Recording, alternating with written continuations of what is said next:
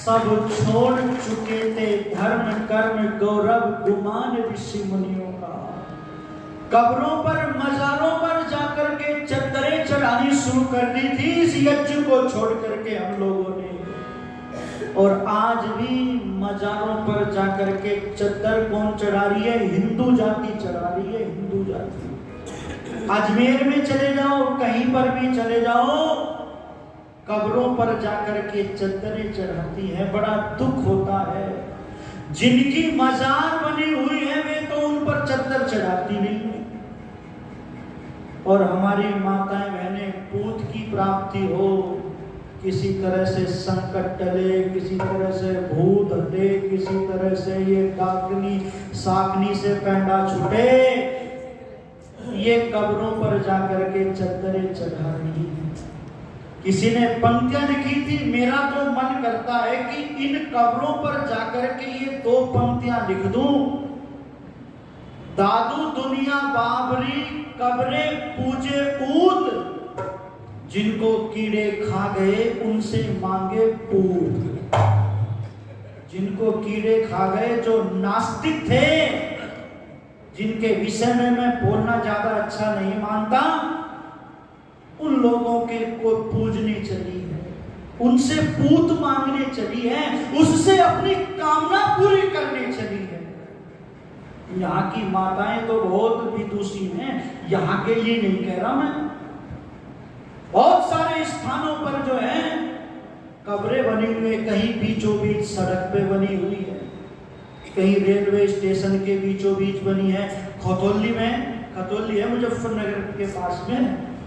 खैर उन लोगों ने साहस का परिचय दे करके रेलवे स्टेशन के पास में जहां ट्रेन ऐसे गुजरती है और ये मजार, वो लोगों ने तोड़ी, हटाई गई वो मजार। ये लोगों का एक षड्यंत्र भी है। धर्म प्रेमी बंधुओं, कहीं पर बढ़िया हाईवे होगा ना, हाईवे, वहां जाकर के थोड़ी सी ईंटियां लगाई और वो करके बस बना दी मजार। खैर अब लोगों में जागरूकता आ रही है। मैं इस ओर न जाता हुआ मैं तो चर्चा करने लगा हूं कि इस यज्ञ में एक बहुत बड़ा विज्ञान है, इस यज्ञ में बड़ी शक्ति है। इस यज्ञ के विषय में ऋषि दयानंद जी महाराज कहते हैं कि जो व्यक्ति यज्ञ करता है उसके ऊपर परमात्मा अत्यंत प्रसन्न होता है, प्रसन्न होता है। और वेद का मंत्र कहता है कि यज्ञ करने वाले का घर ऐश्वर्य से, सुख और शांति समृद्धता से भरा रहता है, भरा रहता है। उस घर के अंदर अकाल मृत्यु दुख नहीं आते जहां पर यज्ञ होता है, जहां पर यज्ञ होता है। और वेद का मंत्र कहता है कि कभी भी हम यज्ञ के मार्ग से विमुख ना हो। जब विवाह संस्कार होता है तो वहां पर भी वर और वधू को प्रेरणा दी जाती है। भाई बहन के पैर के नीचे एक पत्थर रखवाता है और वहां पर मंत्र बोलता हुआ कहता है, मेरी बहन जैसे चट्टान सुदृढ़ रहती है, कितनी बारिश आंधी ओला वृष्टि क्यों ना हो जाए वो टस से मस नहीं होती, ऐसे ही धर्म के कार्यों में चट्टान की तरह से मजबूत बन जाना। तू यज्ञ को मत छोड़ देना, तू धर्म को, ईश्वर को मत भूल जाना। बहुत सुंदर प्रेरणा वहां पर दी जाती है। और मां भी अपनी बेटी से कहती है क्या? मत भूत प्रेत से डरना, मत पाखंडों में फंसना। मत भूत प्रेत से डरना, मत पाखंडों में फंसना। घर में संध्यावन प्रचार कराए जाना बेटे, घर में संध्यावन प्रचार कराए जाना बेटे। कुल की परंपरा मर्यादा निभाए जाना बेटे, कुल की परंपरा मर्यादा निभाए जाना बेटे।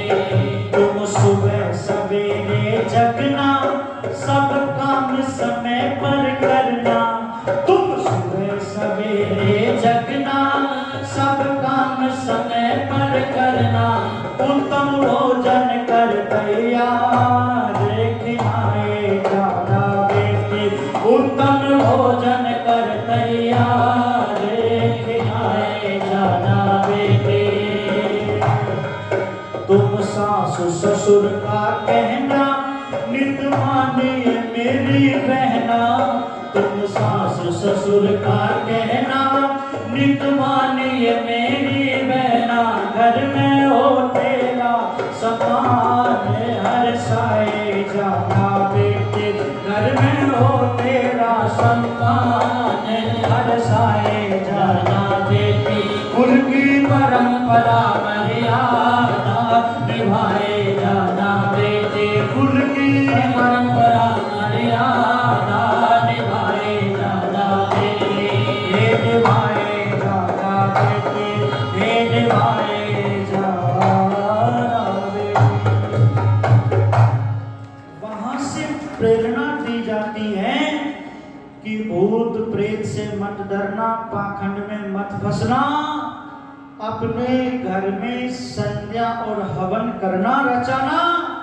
अपने घर में विद्वान को बुला करके वेद का प्रचार करना, वेद का प्रचार करना। तेरे घर के अंदर हवन की खुशबू रहे, हवन की खुशबू। और धर्म प्रेमी बंधुओं, गूगल जिस हवन में डाला जाता है, यदि वो गूगल हमको उसका सुगंध यदि हमको मिलता है तो हमारे फेफड़े मजबूत होते हैं, फेफड़े मजबूत होते हैं। गूगल बहुत शक्तिवर्धक है। यदि उत्तम उत्तम औषधियों द्वारा यदि गाय के घृत से यदि हम हवन करेंगे तो मैं सच कहता हूं कि किसी प्रकार की बीमारी शरीर में नहीं लगेगी। बहुत सारी बीमारियों को दूर करने की शक्ति ये यज्ञ रखता है, ये यज्ञ रखता है। बहुत सारी बीमारियों से आप बच जाओगे। पर आज लोगों का यज्ञ पर इतना विश्वास नहीं है, इतनी श्रद्धा नहीं है। आपसे मैं निवेदन करने लगा हूं, पहले डॉक्टर नहीं थे, इतने हॉस्पिटल नहीं थे पहले, और आज इतने हॉस्पिटल हैं जिसमें भी देखो खचा खच व्यक्ति बीमार है, बीमार। कोई घर बचा हुआ होगा जो स्वस्थ होगा। दवाई से व्यक्ति जी रहा है, दवाई से व्यक्ति जी रहा है।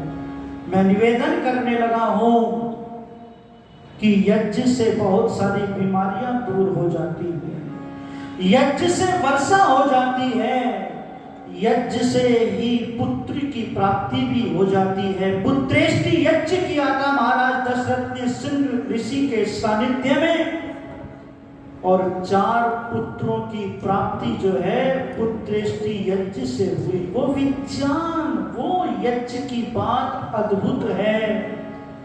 पृथ्वी सिंह वेदहर जी ने पंक्तियां लिखी थी कि जिस व्यक्ति ने अपने जीवन को यज्ञ में नहीं बनाया, वो जीवन कोई जीवन नहीं है, वो जीवन कोई जीवन नहीं है। बहुत सुंदर पंक्तियां है, सुनिएगा आप।